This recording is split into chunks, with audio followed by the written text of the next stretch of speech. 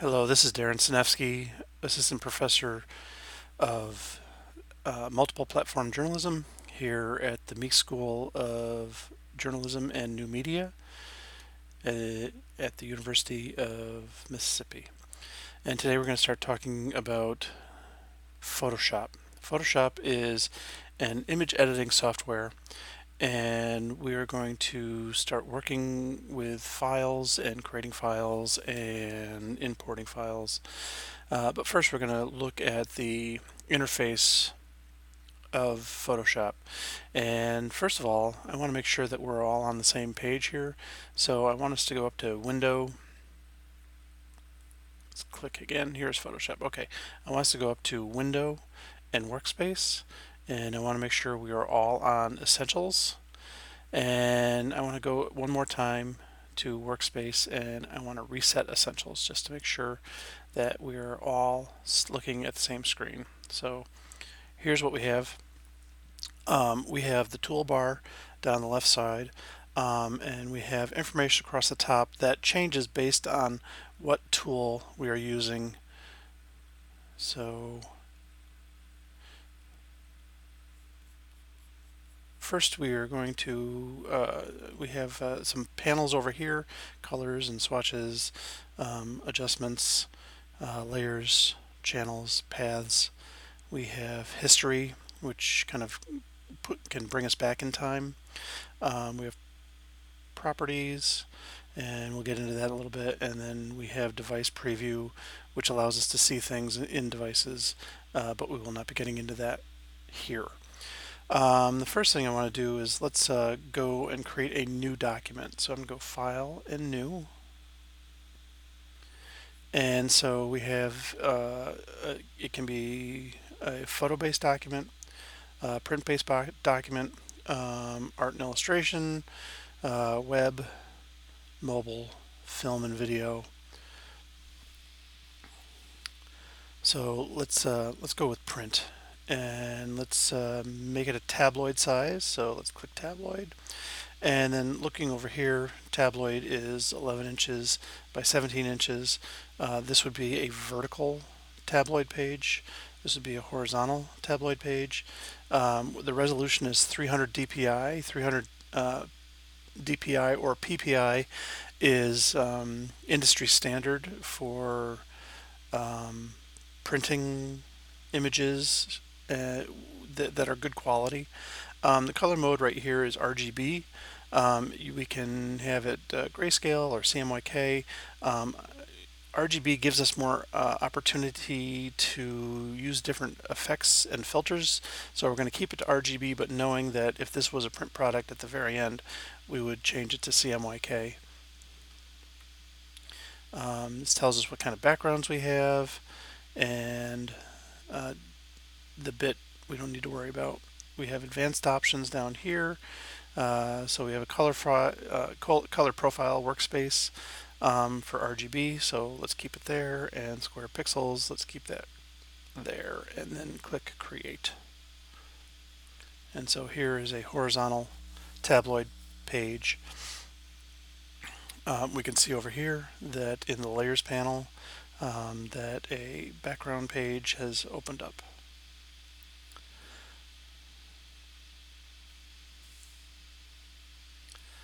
So the next thing I want to do is I actually want to open up a photo from one of the images that I've taken already. So I'm going to go File and Open. This just happens to be on my desktop. And I'm going to open up this particular image. And so let's kind of look over here. We have different selection tools over here. This is the Move tool, and there's really nothing to move around because there is nothing available to move around. So let's hit cancel. But if I take one of these marquees, so I have a rectangular marquee or an elliptical marquee, I can highlight something, and then I can move it. I can move the marquee around if I still have the marquee selected. But if I go back to the move tool, then I can move that portion of that image around and leaving a white space behind it. Or I can hold my option key down, which brings up two arrows, and I can make a copy of this as many times as I want. So in other programs, we can undo things, but in this program, you're only allowed to do one undo, so Command Z doesn't really do much for us. But if we go to history, we can see that if we go back in time, we can delete some of these items. So we have the rectangular marquee, the elliptical marquee, a single row of pixels marquee, a single row of vertical pixels marquee. We also have the lasso, which we can lasso and move that around. Got to select the move tool. Then there is the polygonal lasso. I'm going to go Command D to deselect that marquee. And polygonal lasso gives us a little bit more structure where we can actually dictate a little bit better what is being highlighted.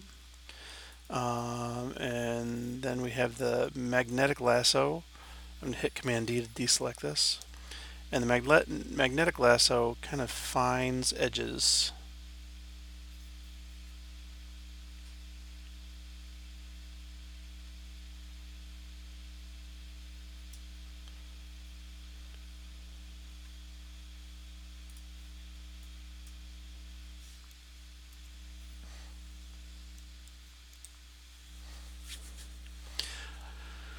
Underneath that, we have the quick selection tool, and this allows us. This will like grab things that are very similar in color. So if you can see that it is selecting basically the sky right here.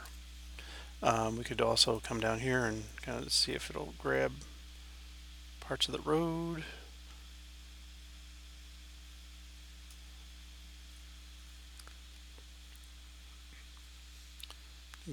Deselect that, Command D. Underneath that, we have the magic wand tool, and the magic wand tool allows us to grab things that are similar colors. So if I click on this, you'll notice that right now it's just picking up one small image.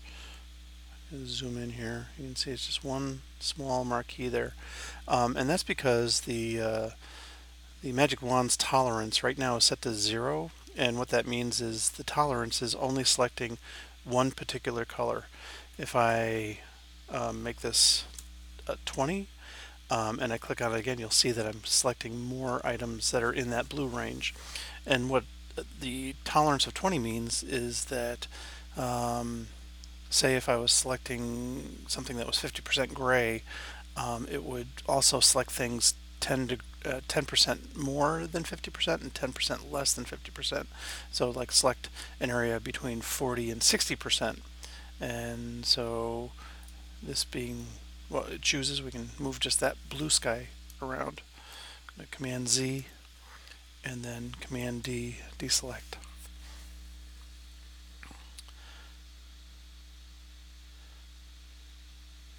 I'm going to close down this history panel so you can see more of the page.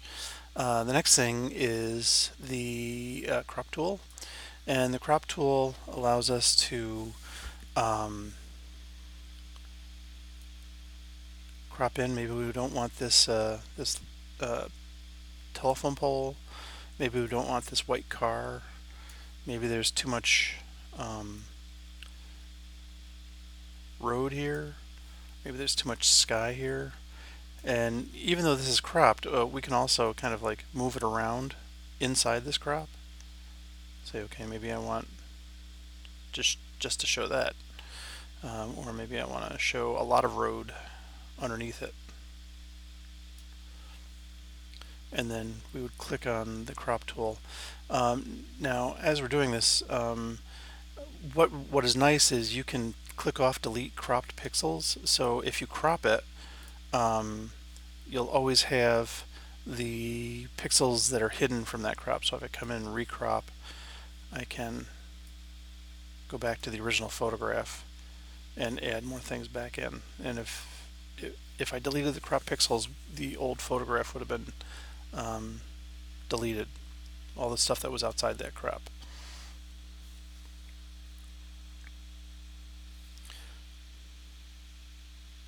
I'm going to go Command 0, and that's going to center that on the page. Let's see, perspective crop tool, we don't need to worry about this. Slice tools and slice select tools were used for slicing up images for web design, and we really don't need that. I'm going to go back to my history and kind of go back to the original image here. Let's see. Underneath that we have the eyedropper tool, and the eyedropper tool allows us to pick up colors. And I want you to look down here as I use the eyedropper tool. As I click on colors, the eyedropper tool is going to make this foreground color different colors, because the foreground color is in the front, so that's what it's going to do. So if I click on blue, you'll notice that the foreground color turns blue. If I click on a green, it makes it green. If I click on a gray, it's gray. A rust, it's rust. So the eyedropper allows you to pick up different colors and use those colors. 3D material eyedropper tool, we don't need to worry about that. Color sampler would give us different colors. So here's one selection, and then here's a second selection, here's a third selection, here's a fourth selection, and it allows us to kind of compare different colors together.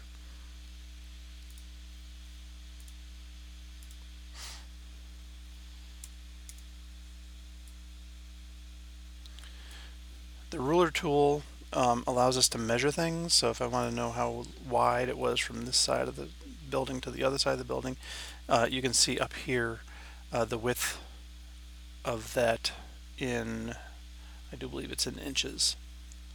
We can go to preferences and figure out what the units of the rulers are. And yes, the rulers are in inches, so that was 15 inches. The other thing the ruler tool can do is it can straighten out a photograph. If I go along the edge of a building, so I'm going to just highlight this roof line right here and go image rotation arbitrary, and then click OK. What that's doing is straightening out the photograph. There's also, if you go back to the crop tool, there's also straighten right here, and we can just click on that and notice that nothing happened. So it thinks it's straight. There we go. So straighten tool, and just drag it along the edge of the building, this roof line, and there it has straightened out the building. And also, if you notice that the crop has also tightened up so that you're not seeing any background. So if I bring it out to here and here and here and here and hit that, now we see that it has straightened the building, and it also has enlarged the canvas a little bit, so there's some transparent information right here. I'm going to leave this here just to show you something.